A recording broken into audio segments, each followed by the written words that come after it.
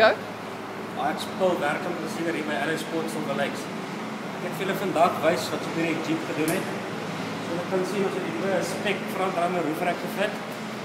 Die oomblik die sterkste roofrek op die mark in die wêreld. So jy kan sien voor ek my bracket wat uit pillar vasbou. Van die pillar af kan jy direk na jou rap toe. As jy na die passasierskant toe gaan. So sien jy 'n bracket wat direk deur jou dak vasbou. En as jy deur die dak is, bou jy direk in jou in 'n rolbaar vas. As jy hier inkyk, kan jy sien waar die bracket aan die ander kant sit, wat direk deur die rolbaar vasgebou is. Dis agtertoe beweeg. So sien jy die agterste bracket direk op die rolbaar vas deur die dak. En soos ek gesê het, hier op die oomblik die sterkste dakrak wat beskikbaar is in die wêreld.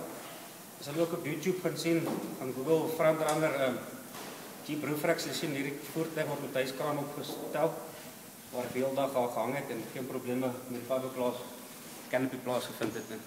As jy enige inligting wil hê of navraag, kom besoek ons hier by LS Sports Silver Lakes. Ons verkoopsstaf sal jou help met enige navraag. Dankie.